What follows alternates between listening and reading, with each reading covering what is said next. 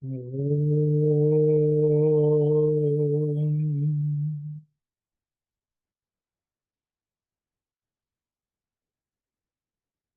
Om. Om.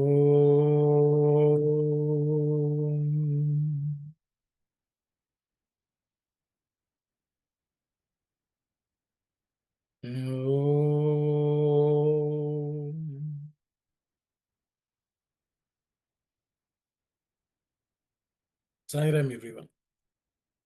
So we are in the fourth chapter of Sathya Sai Vahini.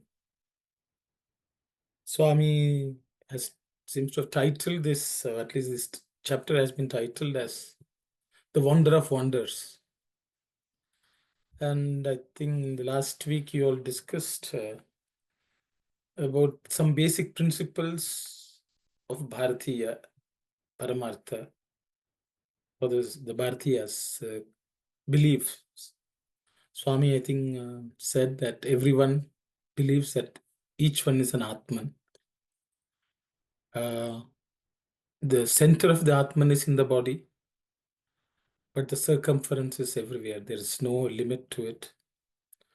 I think those were some of the concepts which were discussed. And Swami also said that no one should think that they are sinners. The rishis have said that each one is an Amritasya Putra, the son of immortality, divine in spirit. I think these were some of the concepts discussed from what I can hear through the discussions which took place. So I will stop here and I will ask the sisters to read from where we left off. Oh, Saram, Uncle, could I just clarify a few points from last week?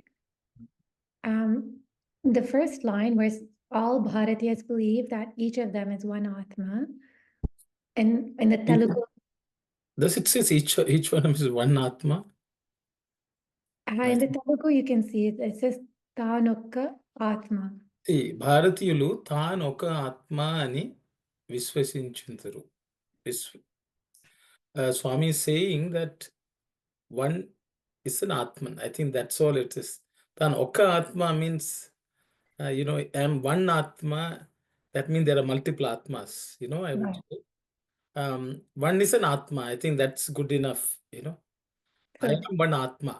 I think let's put it that way. But are there many Atmas? I think that's Tan Oka Atma is.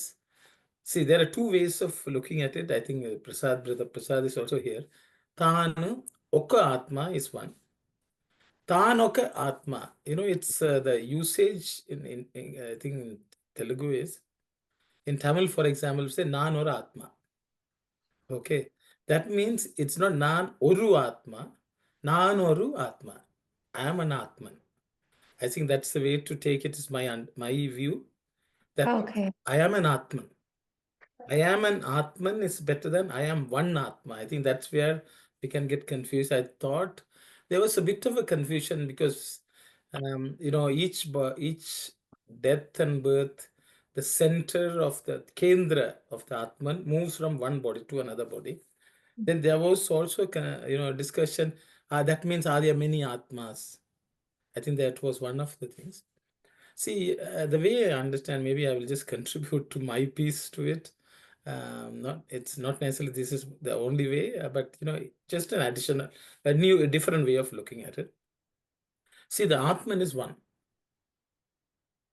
but the thing is, each of us are referring to the same Atman through our body. So we think we are Atman, and we think the other person's Atman is different from our Atman. So this is where the problem crops up. For example, see, if each of our limbs tries to identify themselves as us, okay, they are all referring to the same person.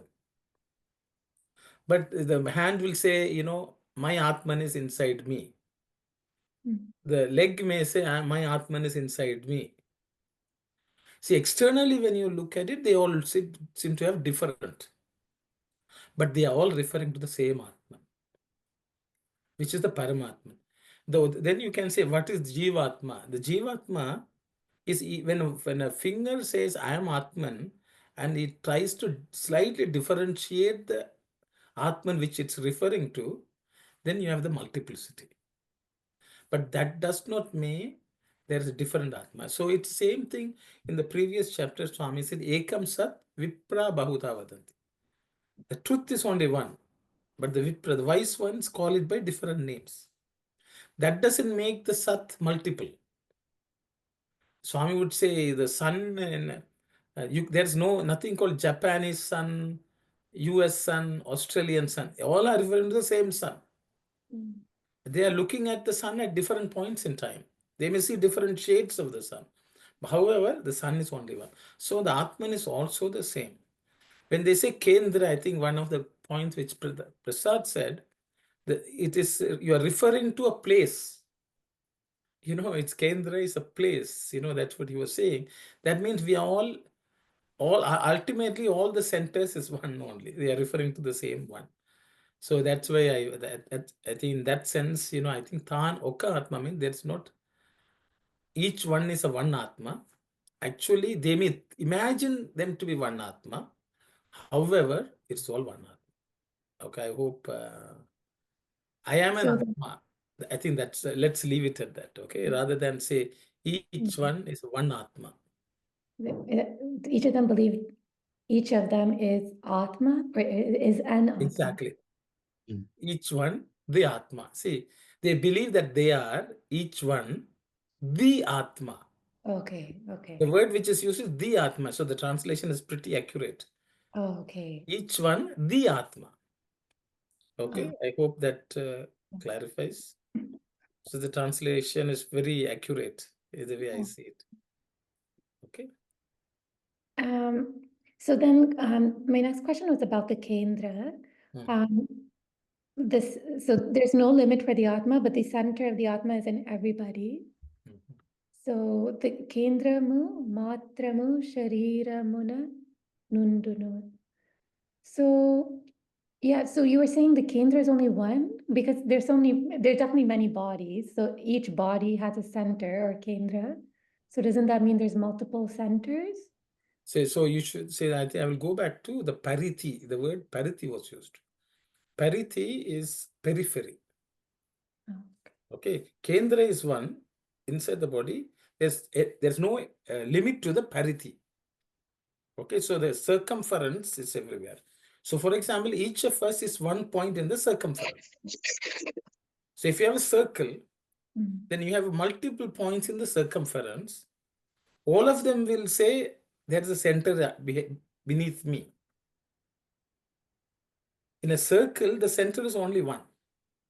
But there are multiple points in the periphery. They are all saying there's a center. okay. Okay, they may think their center is different from the next point in the circumference. But ultimately, they may not realize it, but there's only one center.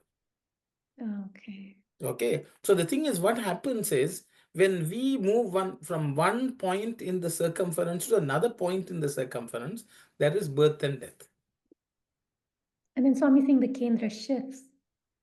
Yes, because the Kendra shifts in terms of reference.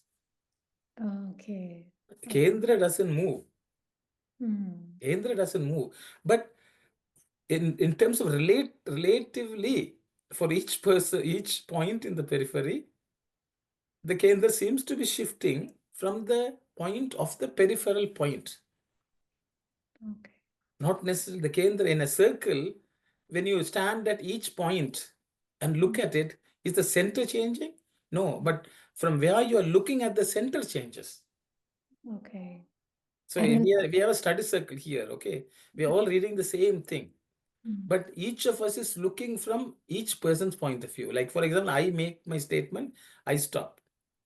Then you make a statement, then the center has shifted to your perspective. But the center has not changed place. That's the way the Atman is everywhere.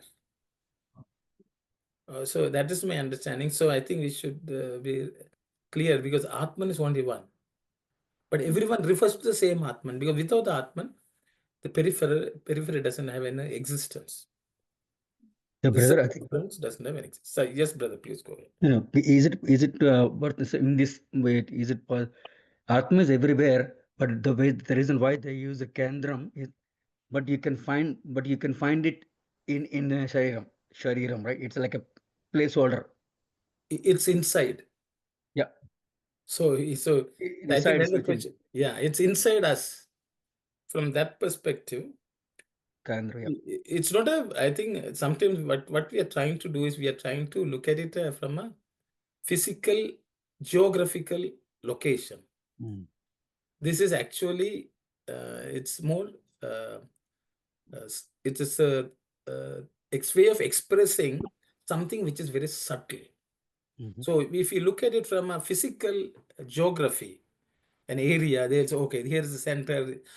Yes, Not that. it has Swami has used that analogy to explain to us a subtle principle, which is Atman is the center of everything, the universe.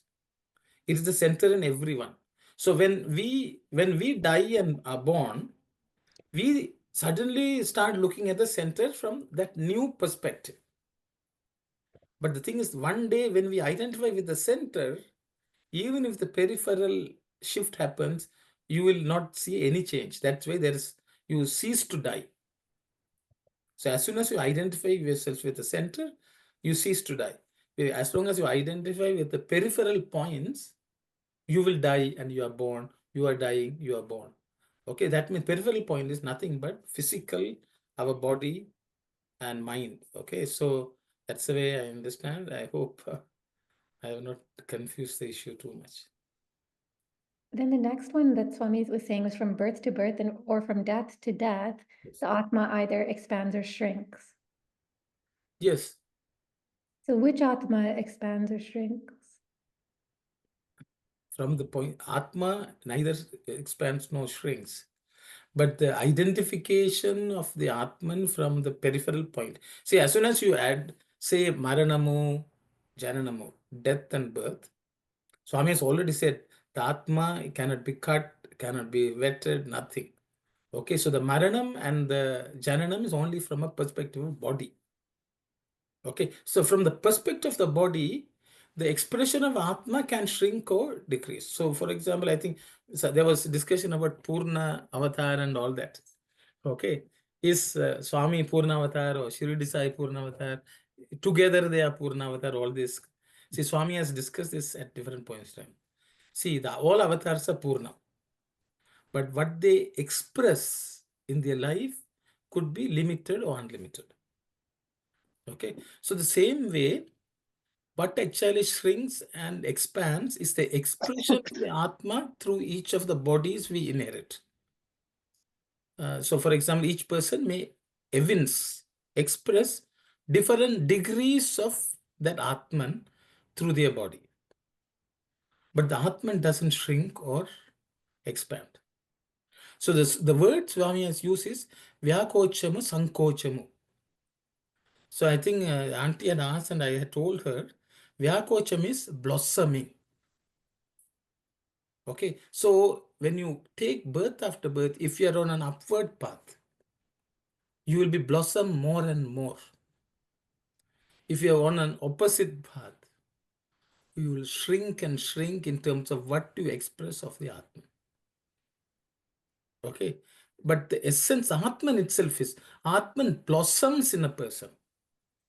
So for example, Swami, when he established Balavikas, what Swami said was, it is to blossom the divinity in a child that we are establishing Balavikas. Okay. It was to be called Bala Vihar in the early 70s, and Swami changed it in I think 71 or 72. He said it should be Vikas. That means it should blossom. That is a blossom which Swami is talking about, which is Vyakochamu, Sankochamu. So depending on what the trajectory which we are taking in our spiritual path, birth after birth, we can shrink the expression of the Atman through the new body which we have taken or expand it each time which we grow in the next birth. I think that's what I understand. I will just stop here. I hope, it doesn't counter anything all yours. Is there any, can you example like if where the Atman shrink example for a shrink is? Okay, see again from Swami, what we have studied. So there was a rishi called Jada Bharata. Jata Bharata. Okay. So he was a rishi. Okay. He was almost, fully he realized himself as Atma.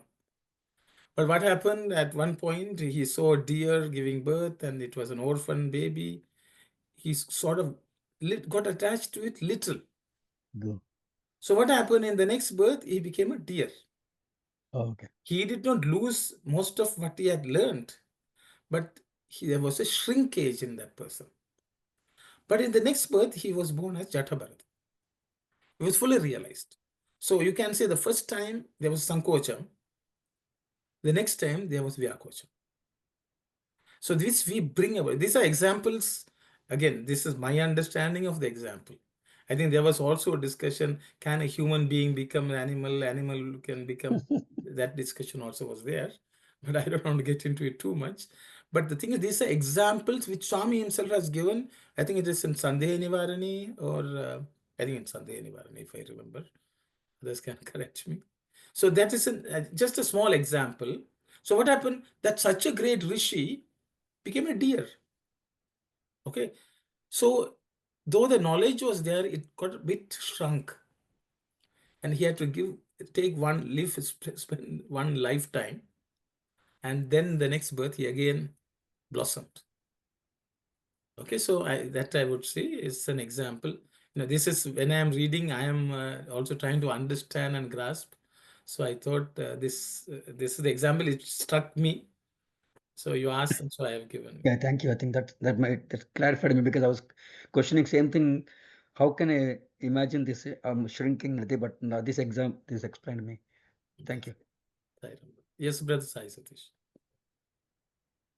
Ramana, as you were explaining that part, I was just looking at it when we say whether it is shrinking or expanding, we are more referring to the Jivatma, which identifies itself with the body and the mind and so on, versus the Paramatma. So I think in the context of what it's being told, like you said, the center being Paramatma and the circumference being Jivatma, I think the process of something that is shifting or so is more or less whether we are positioned at the level of the Jivatma or Paramatma, which again, yeah, the Atma comes in both. So I think in that way it may kind of confuse, but essentially it is coming from, am I identifying myself at the level of the body, mind, and so on, or am I centered at the level of the Atman? If I'm centered at the level of the Atman, then nothing changes. It is the absolute eternal continuum. But if it is at the level of the Jivatma, then obviously the reference keeps changing. So just wanted to add to that, Saram. Thank you, Sai Satish. Thank you. So, Uncle, from what you've said, so is the concept of Jivatma, there's no such thing as a Jivatma. There's only one Atma. There's body. So I'm trying to find, like, what is it just a concept that helps us get to the end goal, or this concept of Jivatma? So Jivatma is something like, does a mirage exist? Does the water exist or does a mirage exist? The mirage exists. Mirage exists? Where does it exist? In my mind, because I'm seeing. Exactly, that's all. So Jivatma exists in the mind. You go beyond the mind, there's only Atman which exists. So it is something imagined. Imagined due to the ignorance that we identify with the body and the mind. So once you wake up from, that's called realization. Hopefully we will realize that, we are the Atman. We are not the body. And once that happens, the concept of Jivatma itself vanishes. Until then, it is Jivatma, because the Atma, which has identified that part of Atma, spark of Atma, which is identified with the mind-body complex. That is Jivatma. Yes, it is not real. until we realize that. But as long as we are in that, it seems very real. So, I will leave it at that. Is in that sentence where Swami saying from birth to birth, from death to death, is that just a way of saying, life after life, or is there some significance to why Swami's specifically saying it that way, like from birth to birth and from death to death?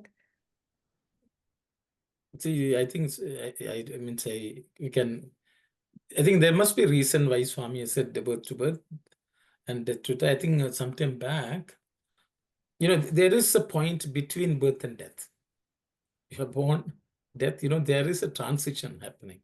So I think Swami is just referring to the transition.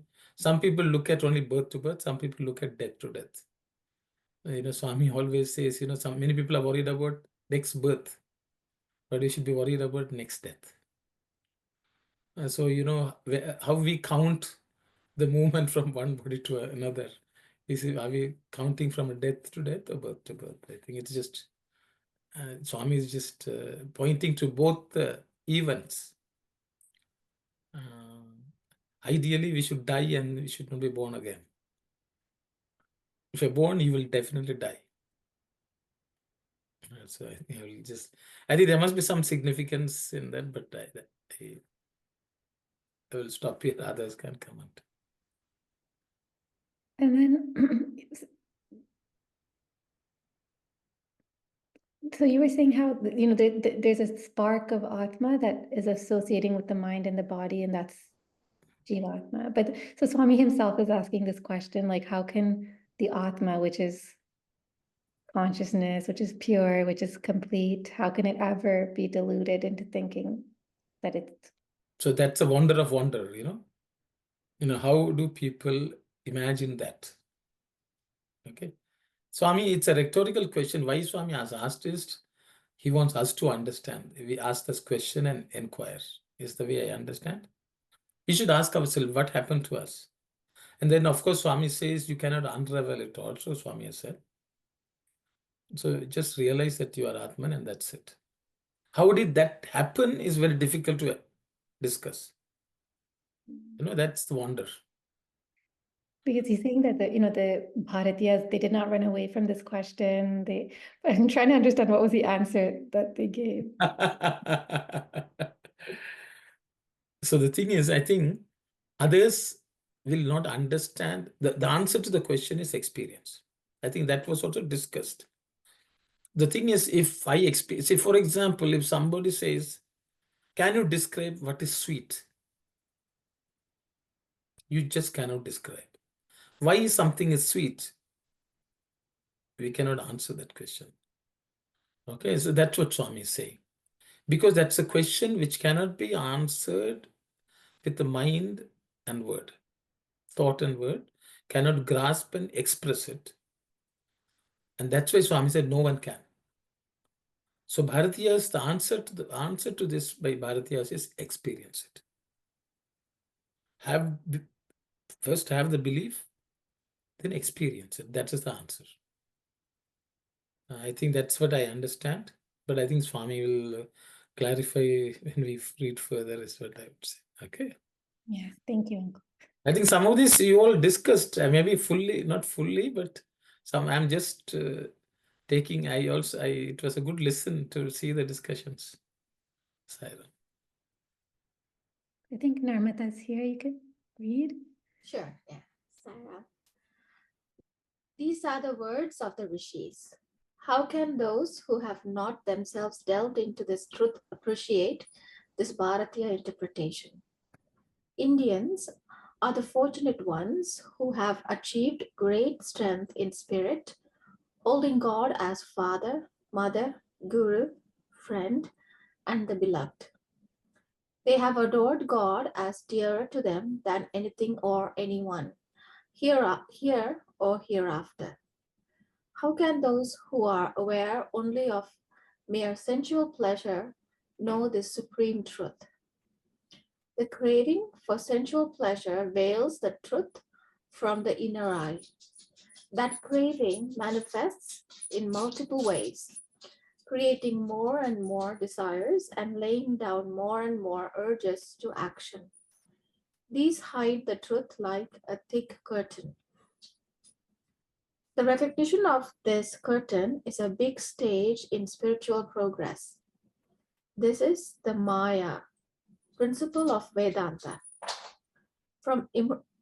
From immemorial times, though the truth was self-evident, this curtain has hidden it from man. This has been discovered as the prime obstacle by Indians since ages. How to remove the curtain and cognize the truth. Indians knew that the solution does not lie in the objective, external world, and so it would be fertile to seek it there. The search in the external world, even for ages, cannot ensure success. For experience alone can guarantee conviction. So I think we will read Telugu. Auntie is not there. Can I read Telugu? Yeah, you can read. You have it, brother? Yeah, I have book now. Excellent. Thank you. The Rushulu Vedavitulu, right? That's paragraph, right? Yes, brother. Rushulu Vedavitulu. The rishis are scholars or people who know the Vedas.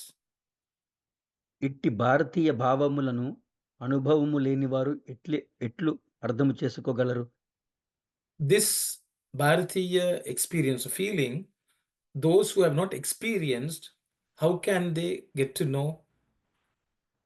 భగవంతునే తండ్రిగా, తల్లిగా, గురువుగా, మిత్రునిగా, ప్రియునిగా ప్రార్థించి, భావించి, బలమును అందుకున్న భాగ్యజీవులు భారతీయులు. Bharatiyas have worshipped the Lord as mother, father, guru, and the dearest beloved. వ్యాపరములందుగల సర్వమును కన్నను ప్రియతర వస్తువుగా ఏకైక ప్రియునిగా ఆరాధించిన వారు భారతీయులు. The Bharatiyas saw this Lord as something which is much more precious than anything in this world or the next.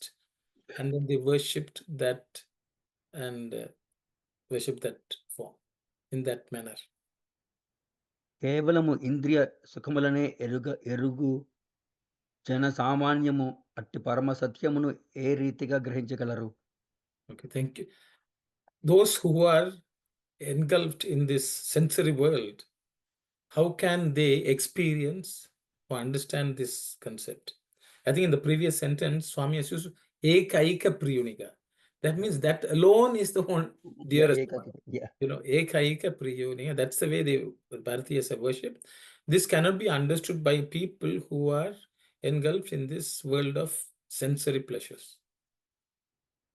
ఈ ఇంద్రియ స్వభావమే మనకు సత్యము గాన్పింపక మరుగుపడియందు కారణములలో ఒకటిని ఋషుల వాదన.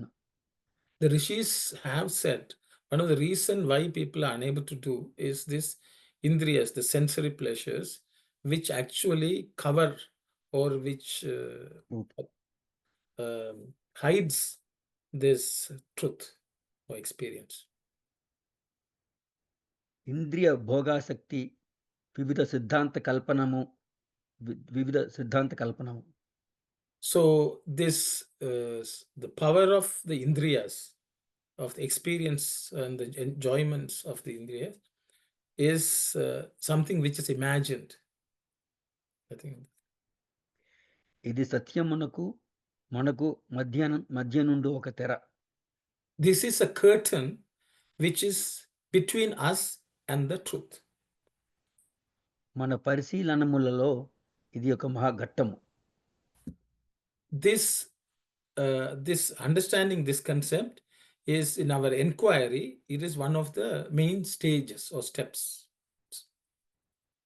ఈ భావనే క్రియాభివృద్ధి నంది అద్భుత రూపముగా వైదాంతిక మాయా సిద్ధాంతముగా కాలాంతరమున రూపొందుటయు. This belief or this understanding, this principle is the one which has evolved as in a very wondrous way in the Vedic principles as the principle of Maya or the philosophy of Maya.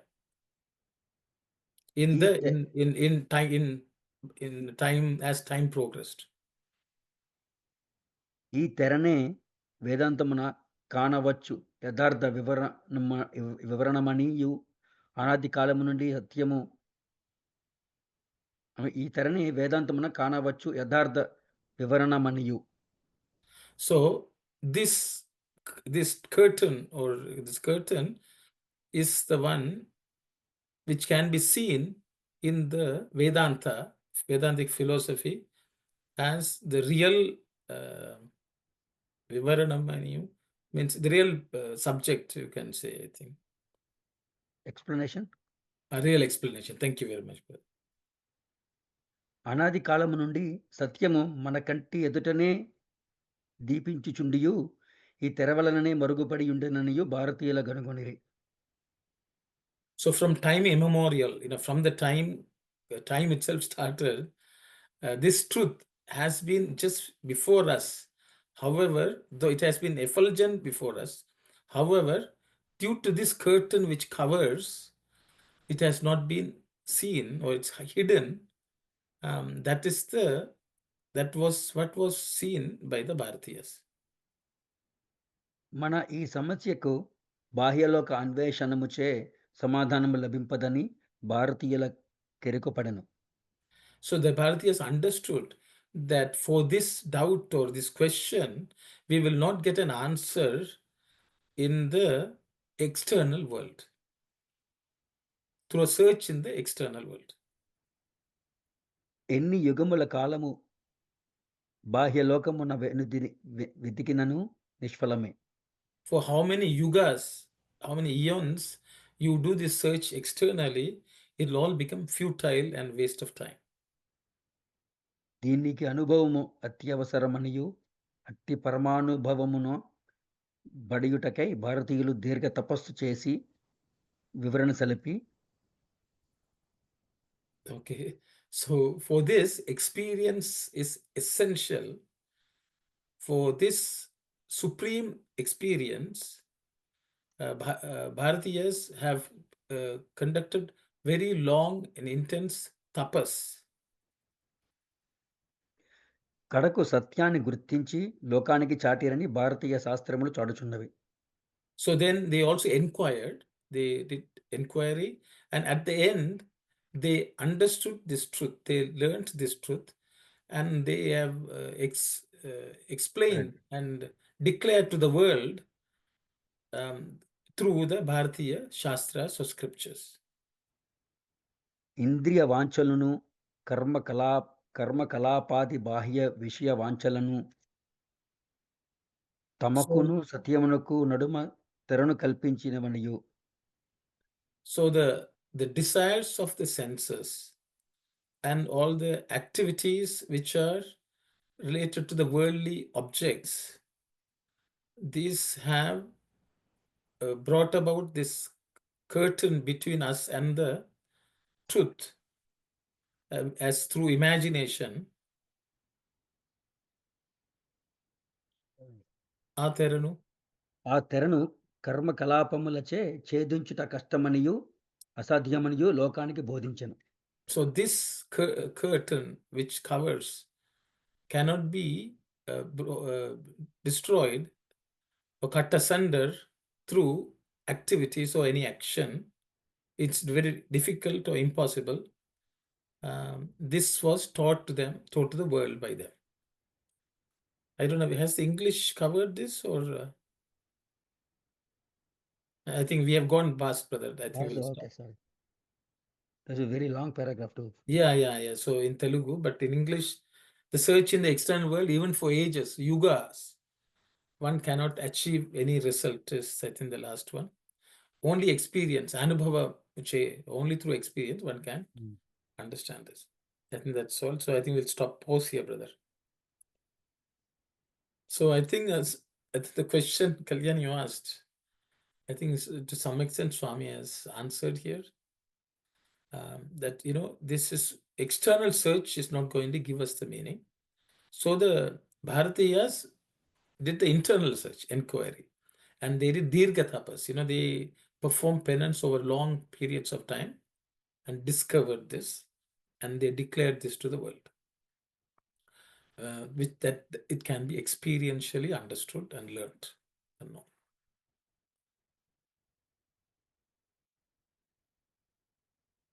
So I'll stop here. Anyone would like to discuss any point, please go ahead. Saram, brother. So this discovery was the base for the Vedantic structure or whatever. Yes, this discovery is what is described in the Upanishads, and which are also called the Vedantic philosophy. So that was the base, right? Their discovery of that. Yes. Okay. Saram, thank you. Saira. Yes, Auntie Sakku, please go ahead. Sai Ram, I don't know. Saira.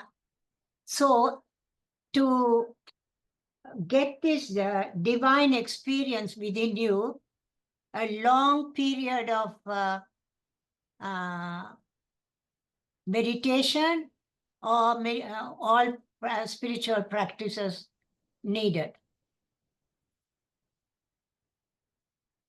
So you're asking a question, Auntie. So Auntie has asked a question. To get to this point, should we do meditation or spiritual practices? Is that the question, Auntie? Yeah. What is needed is the question Auntie is posing. So I will ask others who are here to share what you think is a way to achieve this realization.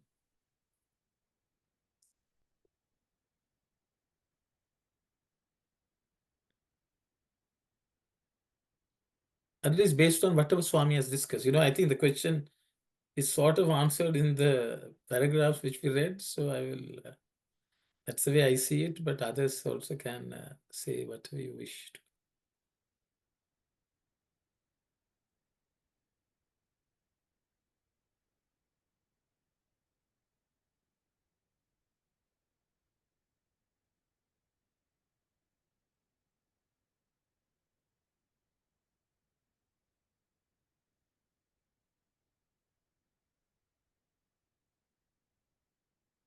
No one is saying anything, so I think I will start.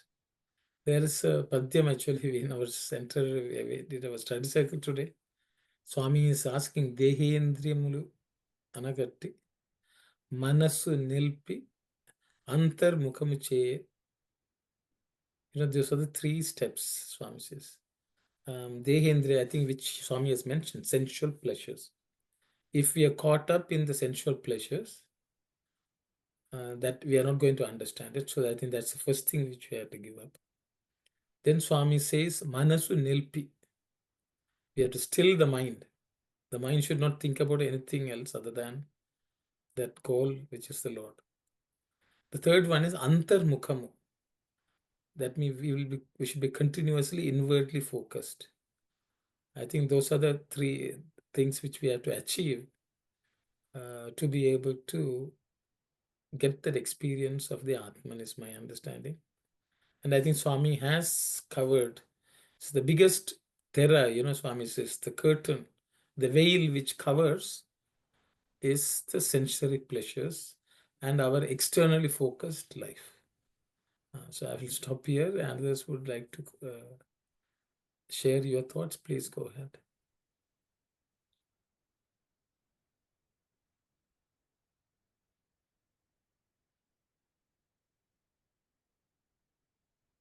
So here the meditation also comes, the spiritual sadhanas also come. The third one refers to meditation, right? You go within.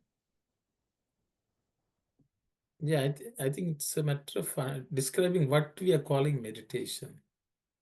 Is Which it one? It all depends, I think, what we call meditation. because some of the general understanding is one day we'll sit down on some place and we do meditation. That is only a training of the mind, not necessarily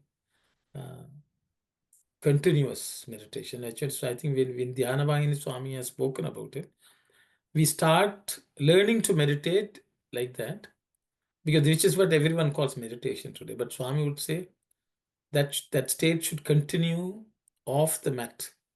That means throughout our day, Constantly.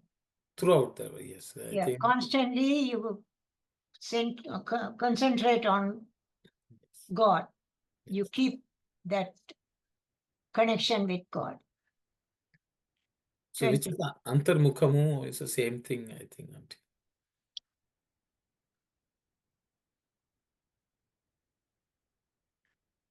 Anyone else would like to discuss?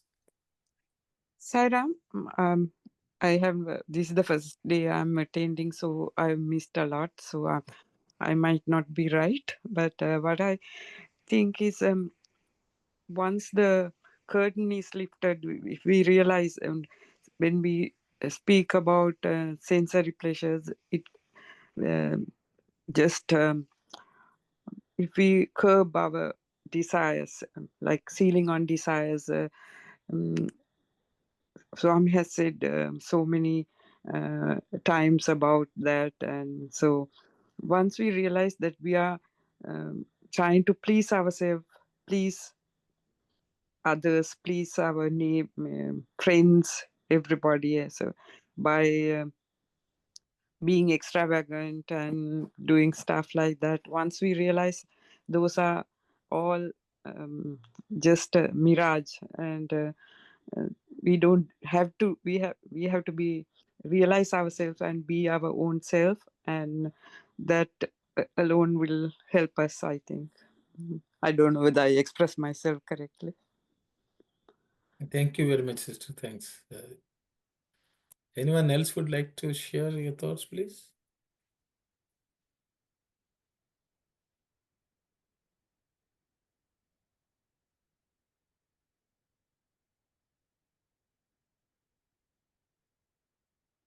Does studying of Shastras and Vedantas help to control your mind or deviate your mind from the external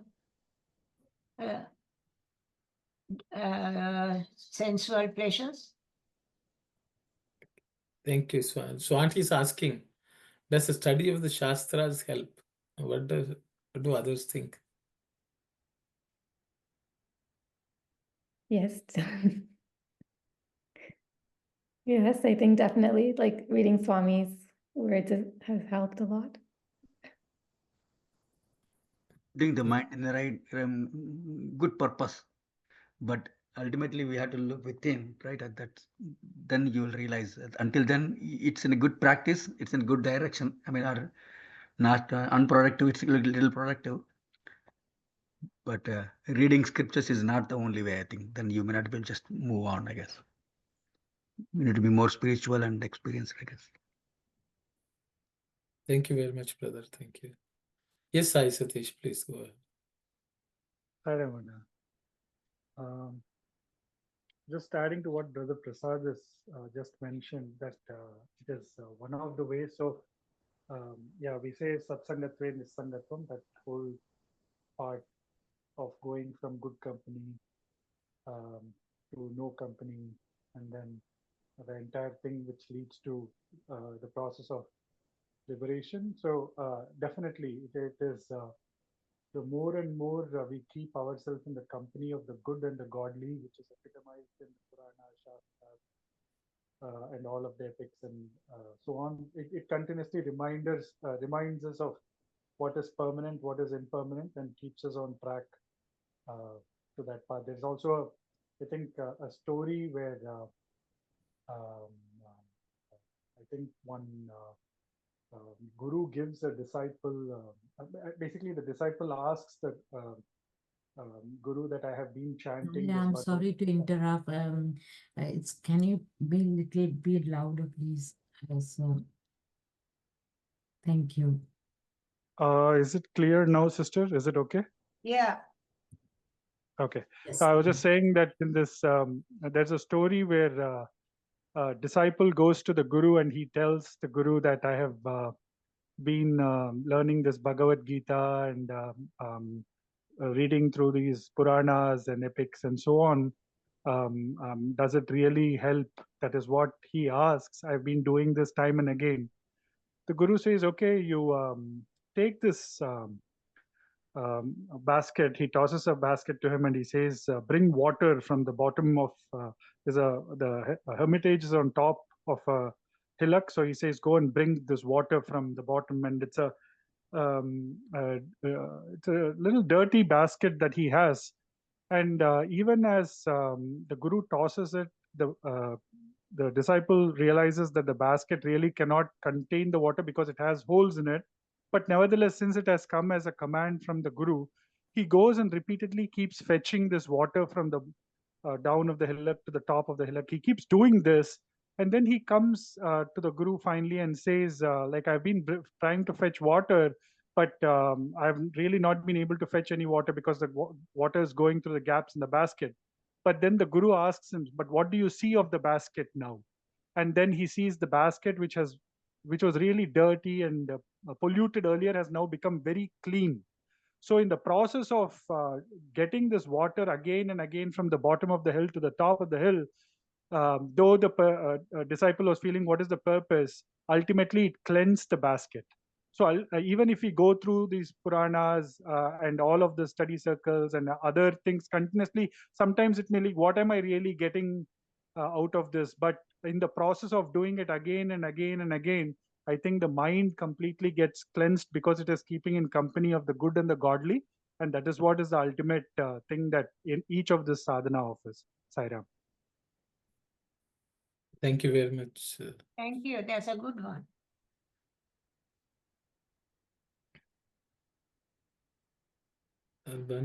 See, in one of the discourses in 1984, Swami is talking about how we get to the point of mumuksha. Okay, so the discourse is 19th August 1984 for anyone who wants to read it. Where Swami says, initially in the sadhana path, we should, of the four purusharthas, dharma, artha, kama, moksha. Swami says the first three purusharthas, we should only use half our lifetime, half the waking time. And the other half,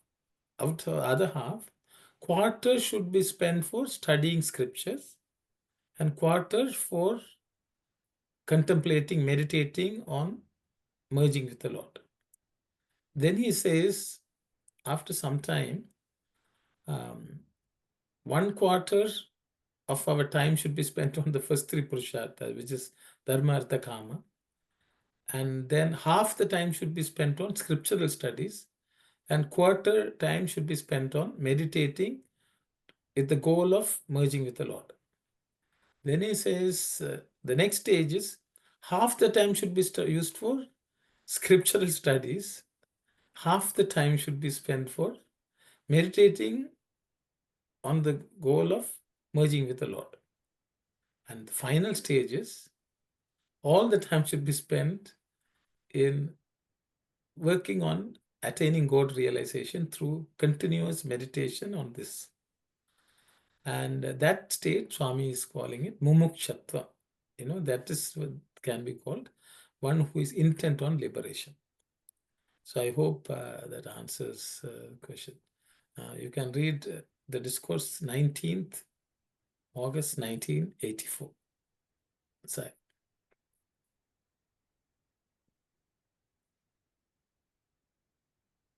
Where Swami has talked about scriptural study, Shastra, so I think it was a good question to Sakwa, so I thought I would mention. So as I think it also ties in with what Prasad said, just study alone is not good enough. We need to experience and practice, which is what that also time has to be spent. Yes, Sister Aruna, please. Brother, is that we can say studying this all these Puranas or mantras and all, is to prepare ourselves or control our senses, mind, all those things to contemplate. That's how it's for your controlling purpose of controlling the mind and sensual purpose. It helps these mantras, and then beyond that we have to practice kind of. Okay, good question, sister. I will turn it over to all the participants. So, sister is asking, will the Shastra study help the sense control, and they help us to practice? Is that the question, sister? I may pose it. Only for the control purpose, control and focus purpose, we study all these satras and mantras. Thereafter, it's help you to go inwardly. So it's I would say it's a initial stage kind of preparing our self to focus inwardly. That those are needed, but afterwards it's all how you contemplate with your control of mind and senses. That's how I'm looking at it. These mantras help for a certain extent only. Thereafter, it's you have to focus inwardly. It won't come for all the time. I don't think all the time. Every time you are chanting mantras, and if you are not focusing inwardly, as Sai Satya's example, it will cleanse only. Then you have to you have to focus more. That's how I'm looking at it. So I thought, is that the way to look at it? Okay, sister is asking, so it's only cleansing, then we have to work on it. Shastras only has the ability to control allow us to help control the senses. Then we have to work on attaining Lord. I think that's what she's saying. Yes. I will ask others to respond, but Auntie Saku, please go. Swami has said it. First, when you learn it, then you remember it, then you contemplate it on it, and then you start practicing. The 4 stages, I forgot the name. Smarana, the 4 stages. Smarana. Yes. Then the 4th stage, where you go on becoming that, the teaching itself takes over you and you become that. What is that called? Nididhyasana. Nididhyasana, is that Auntie? Shravana Manana Nididhyasana. Nididhyasana, yeah. But can you give an example, Auntie? Bharadan. Who?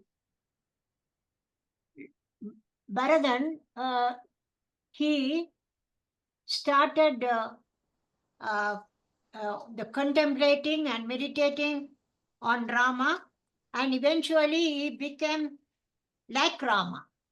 No one could differentiate between Rama and Bharata, because he inwardly became like. So I think I think the word contemplation. Nididhyasana. And so how did he do Nididhyasana? You said Bharata became like Rama. How did he do Nididhyasana? Constantly chanting his name and following what his behavioral practices, and he was worshipping the Paduka. Paduka of Rama, Rama's Paduka. Okay, thank you very much, Auntie. Anyone else would like to share?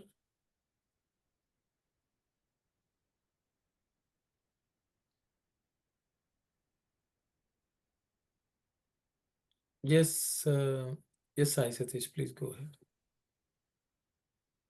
Ramana.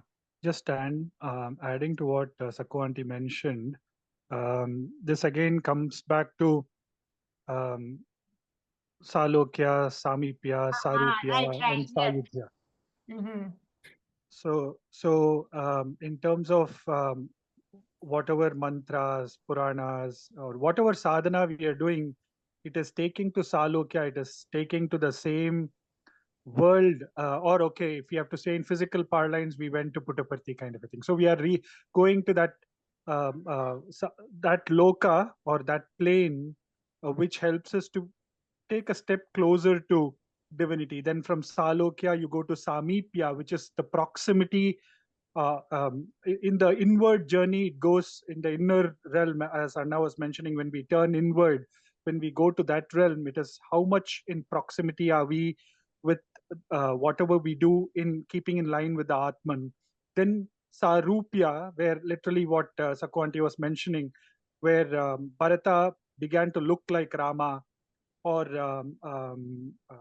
Darwin started to look like Henslow, like those kind of examples where the one who was being contemplated upon and the one who was contemplating became one, and which ultimately is the final state, leads to the final state of Sayujya, which is merger, becoming one with the absolute. So in that process, yes, definitely each of these whatever we are trying to do as sadhana takes us to Salokya, but definitely the Shravanam, Mananam, and Nididhyasanam, the extent of Nididhyasanam will be shown when we go from Salokya to Samipya to Sarupya to Sayujya. Literally, in terms of that contemplation, that terms of whatever is being done, every thought involves Swami in it. Every word involves Swami in it. Every action involves Swami in it. When even the example when whether we, of course, during the times of happiness it is fine, but during the times of difficulty, when Radha was being put to test, even the people who tested her, she was telling Krishna, why are you testing me? So that kind of a thing of Nididhyasana comes to a stage of only seeing the Lord in everything, whether it is the thought, word, or deed, which ultimately leads to the Sayujya state. So I think all of it, like what Sister Aruna was mentioning, it's a process where once we do it at intermittent points of time. So it is like yeah, we set a time and get started. During this time I will do study circle, during this time I will do chanting the name of Swami, during this time I will do bhajans, and so on. And then that is like Salokya. And then when it becomes a continuum, it stays always, like whenever we don't need a reason or a time, but we do namasmarana continuously and so on. I think then it leads to a stage of that being continuous, which keeps us also in tune with the Nididhyasana aspect, which leads to Sayujya. Sairam. Thank you, sir. Thank you. Yes, Auntie Saku. No. I was. Okay. Sister Aruna, so your question is answered? Or you Yes, were- brother, but I am saying for this mantras and all is for just for a period of time. That's like sometime we think it takes you chanting every day mantra will take it to that realization. That kind of thing only. I'm not saying won't possible kind of unless you practice and go inwardly chanting just the mantras. Take it. I don't believe like that. That's what I was trying to ask about that. Now I got an answer as it's always a process, and afterwards it's always internal. I think the mantras and Puranas will show you how to. I think it's for our control of senses and mind only. I think thereafter it's So within. then what do you have to practice, sister? Whatever now you control, you have learned from mantras to see all these things, then the contemplation start within you. That's how I'm seeing it. That's how I'm visualizing myself. That's why I said not every day chanting mantra always cleanse you to take it to go inward. So chanting, thinking of just chanting only, I'm just asking that question. Yes, Auntie Saku, you have something to say? Yeah, mantra, first thing, the word itself, it tells you, it is mainly to control your mind. And when you are controlling your mind, you're concentrating on the God. And mantras is not a waste of time. When you start chanting mantras, the Vedas, you continuously do your sadhana whenever you don't have a control. Whenever you have reached a stage, automatically you will, on your own, without your effort, you will start feeling the connection with the divine, and you will start working without you have no control. Oh, from this time to this time I'm doing mantras, after that I'm going to do something else. No, there's no control. You just give it to the divine hands and you start doing your sadhanas. Automatically that divine energy will take you slowly and stealthily, certainly, to the destination. That's my belief. Thank you very much, Auntie. Yes, Sai Satish, please go ahead. Sai Ramana, just wanted to add to this piece that if we are able to chant a mantra like Ratnakara, then we can become Valmiki. So it starts off with Mara to Rama and then becoming one with Rama. So finally it comes down to with what intensity that mantra is chanted, with what fervor, with what faith, and how long that intensity stays. So definitely mananat trayate iti mantraha. So definitely by constant contemplation and just reciting that with a single pointed focus, then yes, that mantra itself can guide the person. But then is it being done as was done by Valmiki is the question that is left for each one of us. Sairam. How did Valmiki do?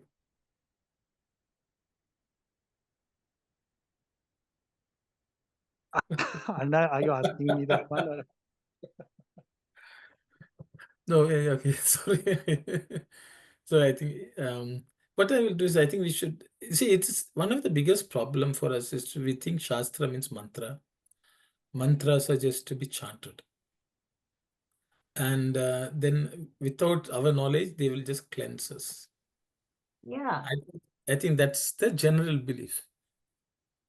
I think what we forget is Swami will say, if you have a recipe for a dish, if you keep on reading the recipe, will the food appear? Okay, it will not appear. See, we all come and do a lot of study circle. So I will just give one example, one story. That's lesson exercise. I think it's good to do. See, there's a story of Draupadi. When Sage Durvasa and his entourage of rishis came once to visit the Pandavas in the forest, Duryodhana sent him and he came.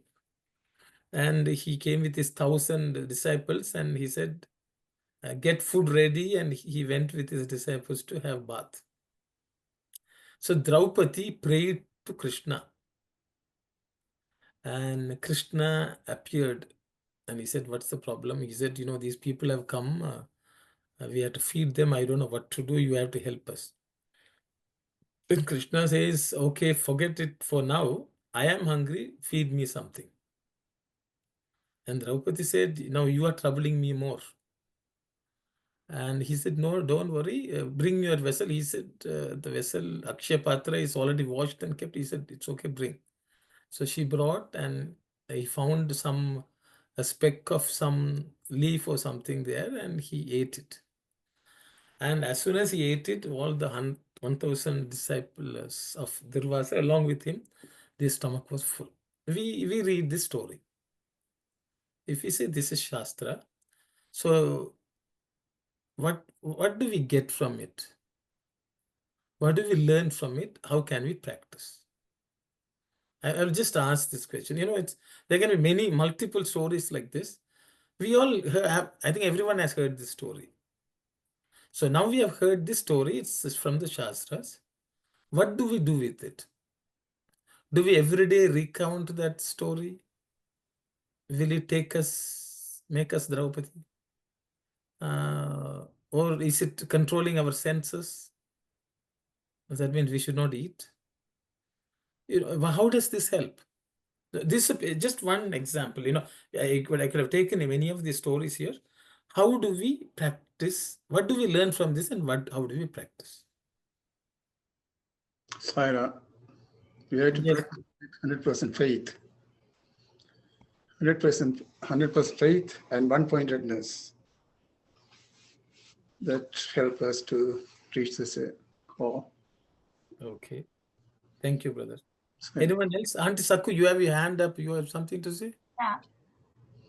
Yeah. You have to have implicit faith in God, and He is the dearer and nearer to your inner self. So, at any time of your difficulties and adversities, you have only one place to go, that is God. Seek the help of God with utmost unshaken faith. Will He come? Will He help me? All this, no. Unshaken faith, you must have it, and always keep God as dearer and nearer to you, and whatever and whenever you are needed, that energy will help you. This is my experience. Thank you very much, Auntie. Yes, Sister Narmada. Few things. One, definitely the faith, the one-pointedness and faith. The other thing I got out of it is when Krishna ate even that one speck, the entire devotees felt full. So that also shows that Atman concept that we were talking about, right? There's one essence. We are all one with God. So that was also explicitly explained there. So quite a few things like that. So faith, one-pointedness, and the concept of Atma. We are all one with God. So from that one source. Thank you. Thank you. Yes, Sai Satish, please. Saramana. So, based on yesterday what was discussed, also from that study circle, Draupadi is an example of Arti that Swami tells in terms of a devotee who from the stage of Arti realized God. So from that aspect, what Draupadi signifies through that incident is for we or even Kunti Devi is every trouble becomes as a means of connecting to God. It goes to a point where whether it is happiness or difficulty to stay connected, because for everything, anything and everything in Draupadi's life, the only person whom she ultimately connected with is her Hridaya Nivasi, and that is Krishna. So it shows how for anything and everything to reach out to Bhagawan, so that it becomes a continuum. Again, it's not only at the times of trouble, but at any point in time we are able to think of God. That is why in the case of this incident, I think for Draupadi, Lord Krishna came and took a small leaf from the vessel, whereas for Dharmaja, he gave a leaf with the message. So in this case, I think for Draupadi, in one sense, since her connection with Krishna was there, possibly the leaf need not be given, but a leaf was taken in that broader context. But in essence, for anything and everything, she connected to Lord Krishna, and this was yet another incident to show what happens. Of course, subsequently, we can always expand the rest of it, what happened once Lord Krishna ate, the whole world being satiated. So anything offered to God the follow-up is that anything offered to God caters to the world as well.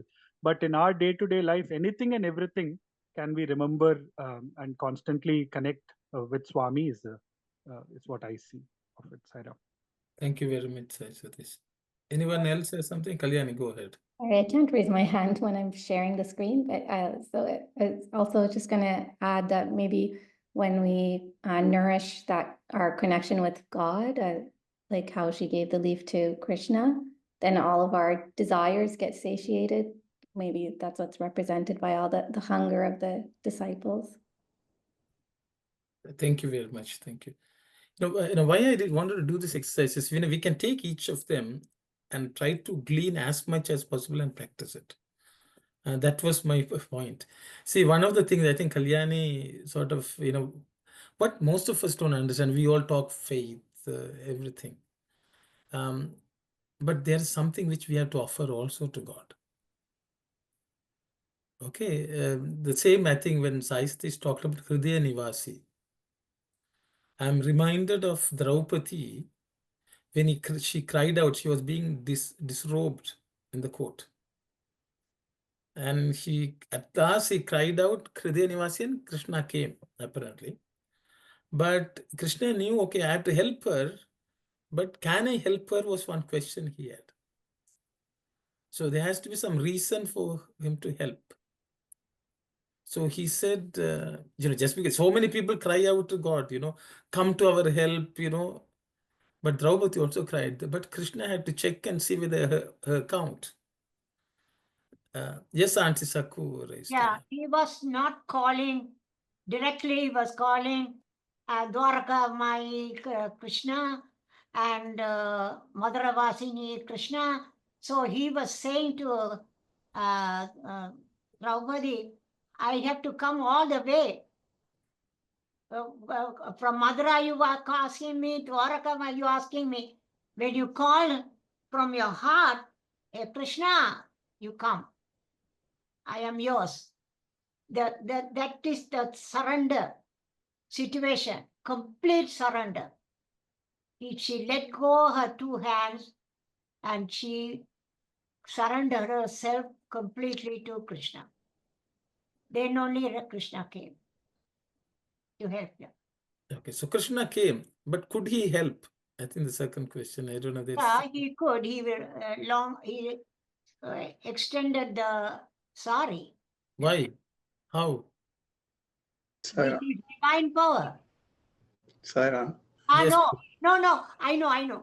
One time she took a piece of her sari, tore that, and tied his bleeding hand or leg or finger, and for that Krishna, in return, she gave yards and yards and yards of clothes.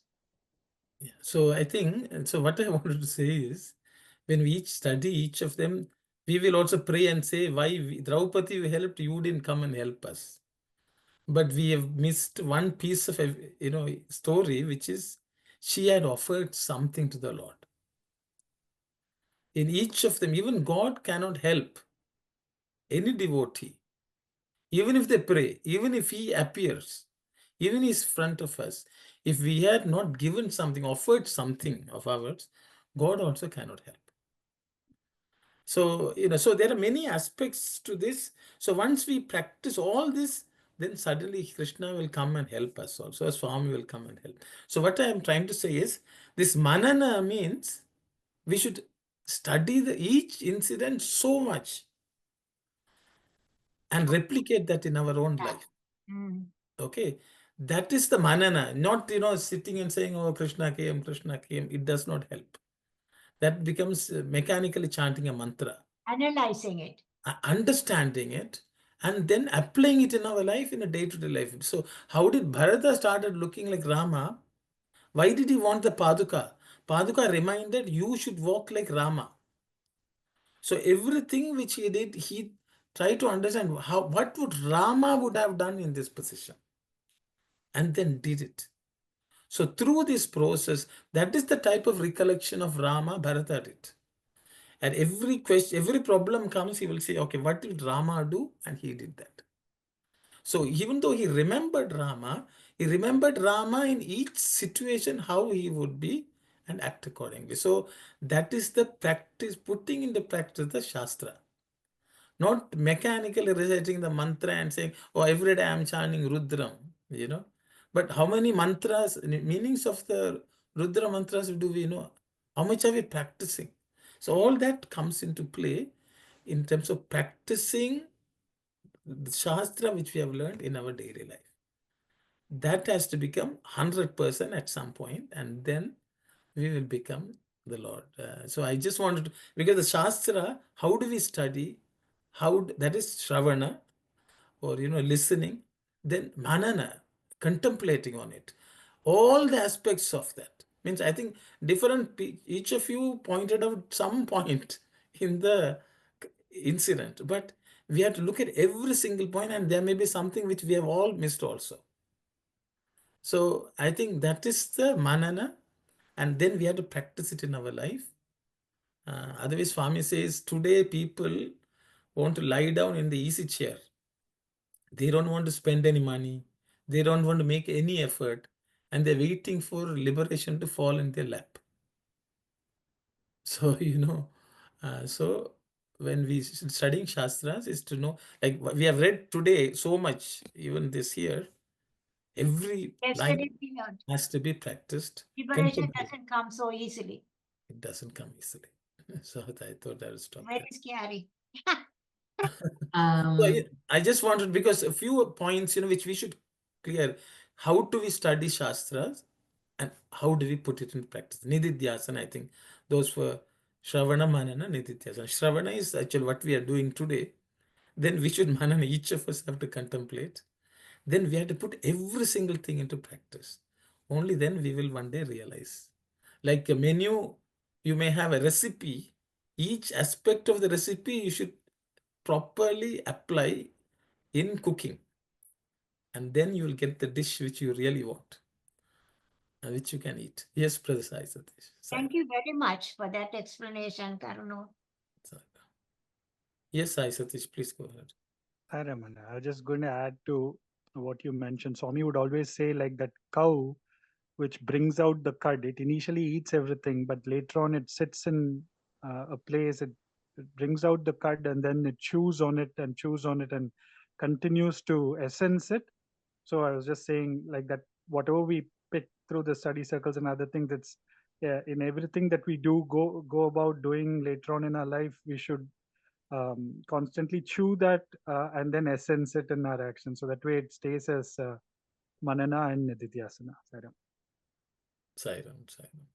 Uncle, how do you explain then for Ratnakara? Because he couldn't even say Rama. So was he contemplating, like, does Mara mean death or something like that? Yes, Mara is death. So see, many things are given to us. Valmiki did not. The thing, you should understand, what was he asked to do? He was supposed to chant Mara, and he was given a tree, a dead twig, and he had to water it until it came to life. Okay. So he was saying, chanting death, death, and he was pouring water on a dead stick. And that Mara turned into Rama, and the tree started sprouting. Okay. So what it basically means is that what is that pouring of water? Not physical pouring of water.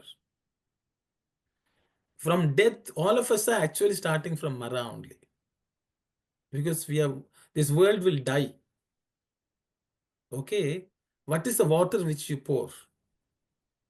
It is not that he was pouring every day, 24 hours, pouring water to the dead tree. No. It only signifies that in his life, in this dead life, he has to inject divinity in everything you do. Why he couldn't chant, just the way we don't know Atman, he also didn't know Atman. We are also in this dead world, going after the dead things. We have to start pouring the water of love to God. so that divinity will sprout in every action of ours. Otherwise, our entire life is a dead stick. Okay, the body is a dead stick. We are pouring water. Okay, so the thing is, there's so much symbolism in just that. So the thing is, we also don't know Atman. We are same as Valmiki Mara. Because why we are only running after things which are dead and which are dying. We are not running after things which are alive and growing and blossoming, which is divinity. So in every action of ours, we should pour a little bit of God, divinity. And through that, divinity will blossom in our dead life. This is the story of Mara becoming Rama. Okay, people can tell all sorts of stories on stage saying Valmiki chanted Mara Mara because why? Of course, they were blessed by the rishis. The rishis just didn't stop with saying chant Mara, everything will be fine. They would have given him the essence of how he should conduct his life. Through that process only, he became a rishi. So it's not that he was just contemplating on death, but he was contemplating on how to inject divinity into. So you should understand, in one of the discourse in the 1984 discourses, Swami is talking about Valmiki. He's saying not only Valmiki chanted, he also studied scriptures. He also studied worldly subjects. Only through that, he was able to put all the knowledge which he gained in the Ramayana. Without that, he couldn't have written Ramayana. So he not only he studied scriptures, he lived a separate, different life. Of course, he did meditated on Rama also. So there are many things which he did to become the Valmiki, the saint who wrote the Ramayana. Okay, so this is all unspoken, or it's understood. Okay, I hope that answers your question. So we are also like Valmiki, because we are also born of the earth. Valmiki is someone who is born from an ant hill, which is soil. We are also Valmikis. We also don't know Rama. We are actually, even though we may be chanting Rama, we are actually chanting Mara. So that is the story. Okay, Sai Ram. Yes, Sister Aruna. Sairam, brother, I was just thinking about this discussion, how Draupadi called out to Krishna. Yes, she has contemplating, has a lot of devotion to Lord and all, and she has done so much. But at the time of calling Krishna, or you call Lord, I think myself, you shouldn't have any thoughts in your mind. Just call out. That's the connection. You get it, kind of, I feel. That's I thought to share it. Thank you, Sarah. Sai Ram, sir. Thank you. Yes, Auntie Saku, please go ahead. Yeah. Now you said about you need a recipe and you need different ingredients and you have to start really make sure you have a clear understanding. So this spirituality also like that. All ingredients put together will give us the good recipe like liberation. So it is all combined together. If we have to, it's a simple, thanks for bringing that recipe concept. It's really good. It's easy to keep in mind that we need all of them also with our pure heart and lots of devotion to Lord. No reservation. Right? Yes, Auntie. Yes, thank you. Thank you. I want your approval. Thank you.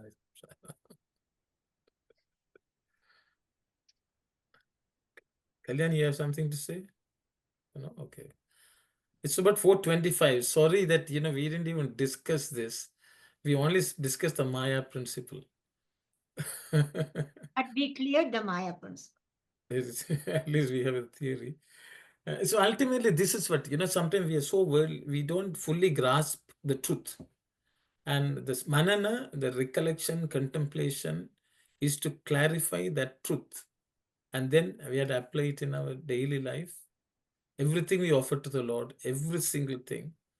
And through that process, He is there to help us in whichever way we need His help, however we need to, and then He will take over. Just the way such great devotees called out to Him and He came. And that is the purpose of studying the Shastra and putting it into practice. I think that's, then we get the experience, which alone can guarantee satisfaction, conviction. So we'll again continue, I guess, next time. We'll close for today. It's 4:26. Really enjoyed today's class. So I hope it was okay. Sai Ram, everyone. We'll close with Samastaloka if everyone is fine. Om Samastaloka Sukhino Bhavantu. Samastaloka Sukhino Bhavantu. Samastaloka Sukhino Bhavantu. Om Shanti, Shanti, Shanti. Sai Ram, everyone. Sai Ram. Thank you. Sai Ram. Thank you.